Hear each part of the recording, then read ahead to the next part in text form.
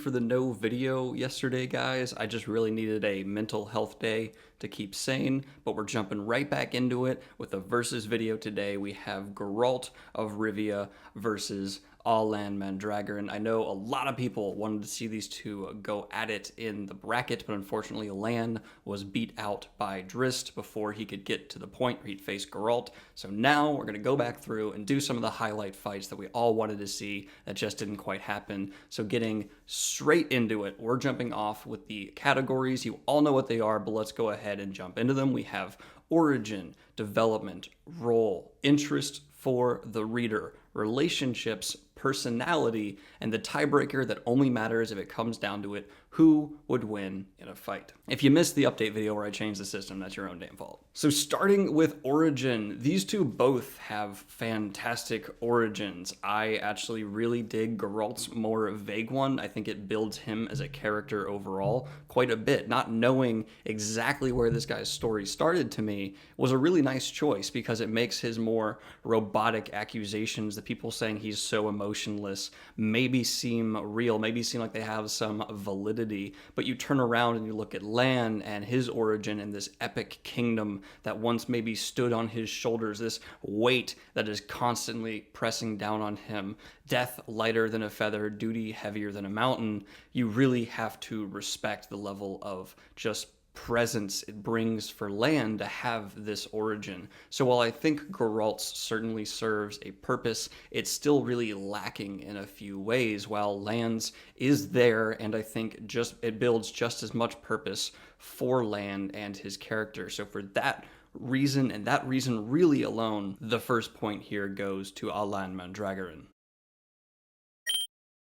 Next up, we have development, and due to the sheer amount of time spent with Geralt versus Lan, it's clearly going to go to Geralt here, but I want to get into what really builds Geralt. I've mentioned this before, but he really relies on relationships for his development, and his question of, how human is this Witcher? How much character is actually there versus just, is he the monster people seem to assume or think he is? I really like that initial question and how it's executed throughout the Witcher series. That's really played back and forth very nicely, and these relationships where you're not sure if Geralt's being used or manipulated, or even his emotions are being manipulated through magic, kind of just builds this question to the nth degree. Compare that to Lan, who certainly has a whole lot of development for how much time is given to him in the series, but it just can't really compare with someone who's had entire books devoted to him, when Lan's had a strong feature in many Wheel of Time books and only like half of a New Spring novel really devoted to his development. So for that reason, Geralt's going to go ahead and get the point. I do like Lan's development, and I think it draws from a lot more diverse sources than Geralt's, but it's still not enough to make up for the legendary development for us as the reader really understanding and Geralt's understanding of himself. That is why Geralt gets the development point. Next up, we have role they play in the world they are in. And this one is tricky because Geralt watches over a chosen one, just like Lan does. Geralt is away from that chosen one and loses them quite a bit, just like Lan is. Lan's away from Rand a whole lot and doesn't really watch over him much during very crucial times. Granted, the chosen ones there are very different. One's in a lot more danger than the other. Actually, no, they're both in extreme danger all the time. These guys are terrible at their roles. And they have really the same role, except maybe Lan has an additional role as a warder, but then again, Geralt has an additional role as a Witcher. And I think they're really on par with each other in execution and how much it lends to the character, and pretty much in every single way. So for that reason, I'm calling this role a wash. Sorry for the soggy roll.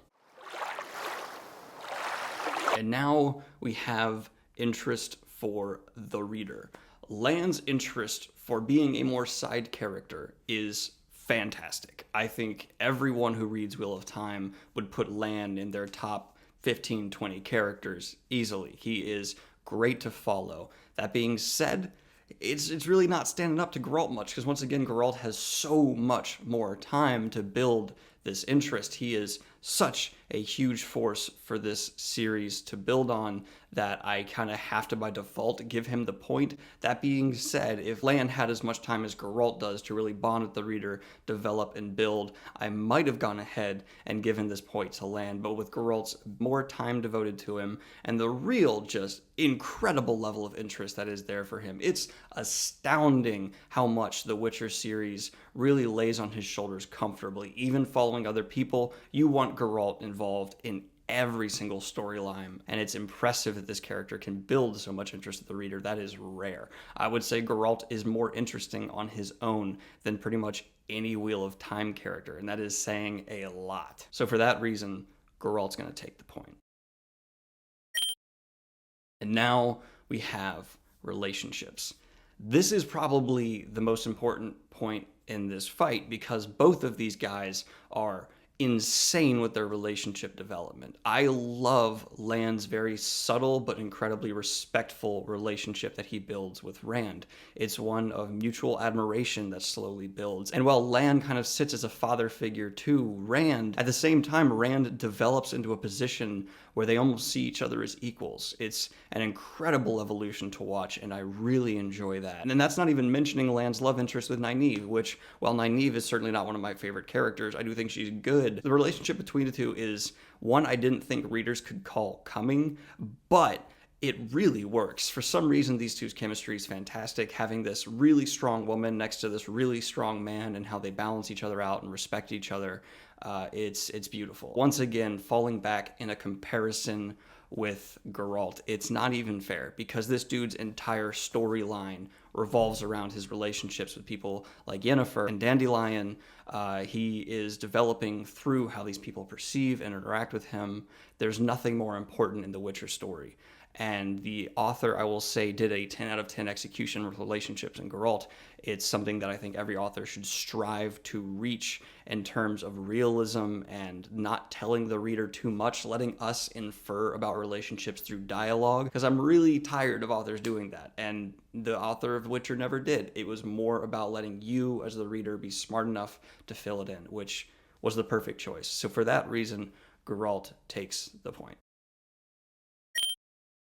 And now we have personality. Both of these guys are not exactly brimming with personality. Lan has one, for sure. He's a stone-faced kind of guy. No one can really make him laugh or smile too much besides maybe Nynaeve. He is all about his duty, and I would say he's really close to the cliche ranger of classic fantasy who's just overly serious, but he's executed so well, it's not really a negative that he is that. It's done so well, actually, that it's okay he's that way. It's one of the ways Robert Jordan pays respects to classic fantasy. That being said, Geralt falls pretty much right dab in the same spot. He is an incredibly over-serious guy, but the difference is that's a lot of the story with Geralt, is this personality that's so gruff and hard to deal with, and Geralt not really wanting to be this guy in some ways and trying to fight against it and wondering if he can feel more, if he can be a part of something bigger and grow, and his growth that slowly does kind of start cracking through with the man that is Geralt, is actually a major part of his entire character arc.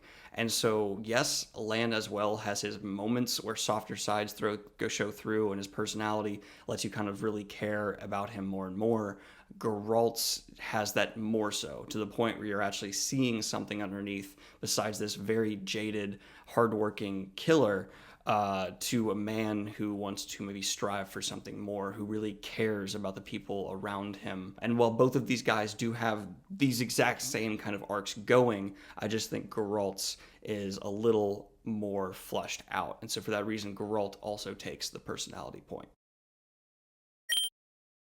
Now, finally, we have the point that I know all of you are here for. Who would win in a fight? Lan has a healing factor, is well beyond what any human fighter should be, a color-shifting cloak, and is a blade master to the nth degree, to the point where other blade masters in the Wheel of Time's jaws pretty much hit the floor whenever they see him practice. On the other side of that, Geralt has magic. Not super extensive in-depth magic, but he can do certain things that would certainly put a fighter like Lan on his heels. None of them are really direct killing blows, and he doesn't usually rely on them too heavily. In fact, only kind of rarely. Both of these guys are well beyond what a peak human should be. I'm not sure whether or not to completely take away plot armor here. It's been something I've debated back and forth between these Versed videos, but with the new system, I think it's okay for me to say I will strip plot armor out when doing these fights. If a character just has a streak of being extremely lucky when fighting insane circumstances and not really relying on actual skill or talent, it's not fair for me to count that in this fight because they're not demonstrating feats that show they should have lived through whatever just happened. They just do because the plot demands it. So I'm discounting those kind of things. And while Geralt is a wonderful fighter, there's a lot of that with him. So if these two went at it in a completely fair fight, Geralt's hesitance to use magic and Lan's unbelievable fighting feats, I think would push him over the edge. Lan takes on, I think it's 3 to 4 Myrddraal simultaneously, each of which is described as moving faster than human eyesight can track, striking like vipers, and not one of them can touch Lan with their poison blades. He just dodges and parries left and right, no problem at all.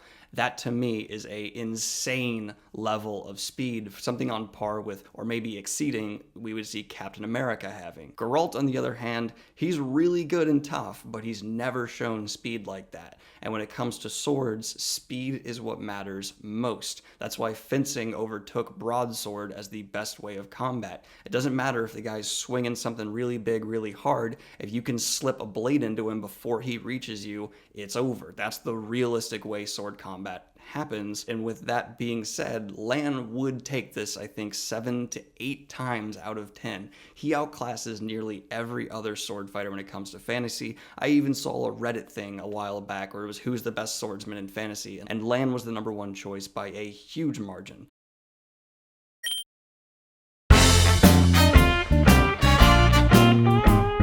So that's it. That is the video of Geralt of Rivia versus Lan Mandragoran. It was a lot of fun, and I hope you guys enjoyed it. These are probably my 2 favorite, typical warrior characters, discounting Driss, because I don't think of him as just a typical warrior of all time. Like and subscribe if you have not already. Hit the Patreon if you want to support the channel and what I do here. I really do appreciate y'all. Sorry for no video yesterday. There will be an extra one this weekend to make up for it. Have a good one, y'all. Peace.